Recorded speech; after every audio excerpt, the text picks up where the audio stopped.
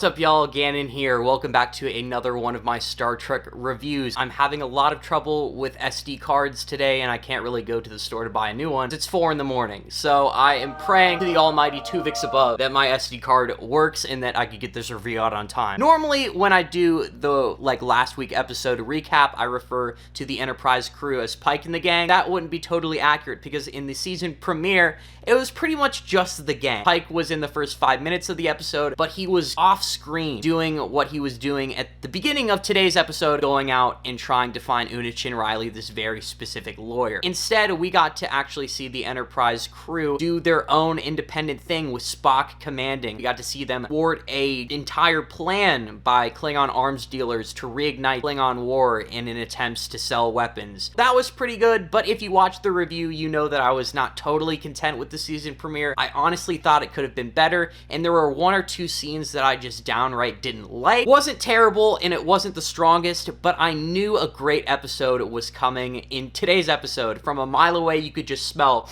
we're getting another amazing courtroom episode. Star Trek, many times throughout its serialization, has ended up in the courtroom, whether it be the Menagerie Part 2, TOS's Court Martial, or if we go to the TNG and 90s Trek, we have so many episodes, whether it be Devil's Due, Tribunal, Counter at Farpoint, and then let's not forget the most famous of them all, A Measure of a Man. So many times Star Trek likes to solve their problem in a court of law, whether it be dealing with an alien society's version of law, dealing with an unprecedented huge case. Star Trek always likes to tackle these issues. Some of my favorite episodes, like the Drumhead, just end up putting Starfleet captains and Starfleet individuals on trial, and it's just beautiful, and today's episode is no exception. With all that being said, this is of course not a spoiler-free review, so if you haven't watched the new episode, I strongly suggest you go watch it and then come back and join in on the discussion. Will Captain Pike and this new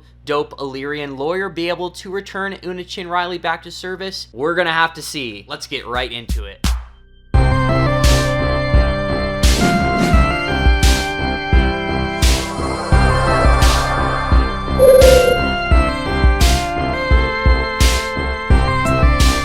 Astra per Aspera, a rough road leads to the stars. Like I was saying, I just saw from a mile away, we were going to get a classic courtroom episode. Unachin Riley is asked by her lawyer to kind of recount her childhood, what it meant to grow up as an Illyrian on a colony with other regular non-augmented humans, how they met violence, how they were kind of outed by their community, drawing parallels to real-world prejudice, whether it be people of color or whether it be for having a certain sexuality. These are very real elements that have happened in real life, and they're introducing this commentary in the form of aliens and augmentation, because as you know, of course, we had that huge world war that banned augments. Now we're starting to see that this is a version of Starfleet that has no tolerance for augments. It really reminded me of the episode from the TNG, The Outcast, where there was a courtroom scene, was the androgynous individual that Riker was trying to defend. They were recounting their experience about being prosecuted and how there were other children who thought that they could be leaning towards a specific gender. They meant violence, and I think actually one of them ended up getting beat up, and then they were placed in these reassignment surgeries that actually mentally brainwashed them into convincing them they were genderless and that they weren't a male or a female. I thought that that really reminded me of that one episode. And then there was also really cool fresh things, because the person who's defending Unachin Riley is her friend, a fellow Illyrian, or not really her friend. I guess they had a falling out or something. They have a past history. This lady's name is Nira Katau. She is incredibly talented. I love her. I think this episode is really good at educating people and giving them that surface level understanding of a courtroom. I was in mock trial for 3 years. If you don't know what mock trial is, kind of after school club that you can do in high school, and academics and people who are generally really serious about going to college and taking a career in law, it educates them and teaches them the preliminary behaviors of a courtroom, how the defenders and the prosecutors will go and cross-examine the witness in an attempt to have them spill out information to either hurt or help the case. Nira and Captain Captain Baytel, and everybody in that courtroom today just did a great job. And even though this is like a fictitious drama show version of a courtroom, I've always thought that Star Trek has done a really good job on educating people about the basics. Neera did an amazing job. I keep on kind of gallivanting around it, but I really want to talk about the scene where she goes and cross-examines Admiral April. I thought that was brilliant. Love how hard she went in on Admiral April and used the Prime Directive as a tool to attack him. Love attacking Starfleet captains about their misuse of the Prime Directive. Dug into Admiral April, made him seem hypocritical, made Starfleet look bad, and then at the end of the episode, after Una Chin Riley gave her spiel and she was wrapping up and she was going for this appeal of asylum and she met like all 3 prongs for asylum, there was that part she slipped in where she gave Admiral April his props, and it was a total 360 political courtroom move, and I was like, whoa, that was 5-head. That was really great. So new elements in this episode that Neera brought, and then there was also just some old elements that Una Chin Riley brought with her testimony that made it seem really authentic, made it seem like real track. One of my favorite scenes in this episode is in the galley on the Enterprise where Spock is actually talking to the other Vulcan, who is Captain Baytel's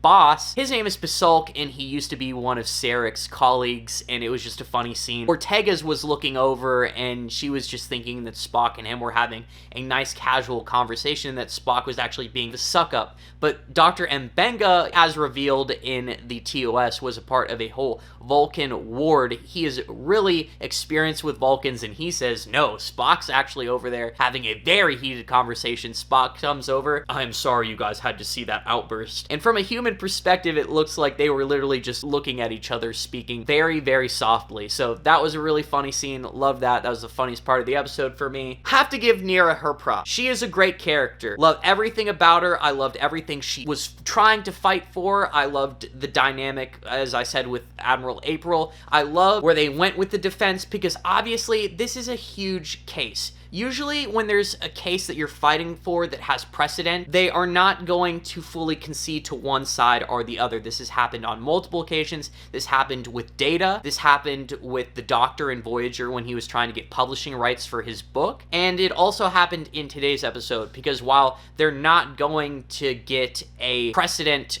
from the court that, hey, Illyrians are just okay, they are totally passable, they can join Starfleet. No, they're not going to give up this over 100 years of prejudice stigma. They're very afraid of another World War III happening, so no, they are going to take the better case. In this instance, it was Una Chin Riley's case. Totally was better. Neera obviously did a good job of getting kind of a plea deal that was both a dub for Una Chin Riley and Illyrians. They have to make some concession that, hey, Una Chin Riley is a valuable officer to the fleet, we really need her, but at the same time, like, we can't totally let her get off the hook. So they granted her asylum. Captain Pike, he was not cross-examined as a witness, and I'm pretty sure every other episode where this happens in Star Trek, the captain is usually always cross-examined. So I thought it was really interesting that Captain Pike was not there. They had a really good reason for that. They really thought that they were going to put his head on a stick or on a pike.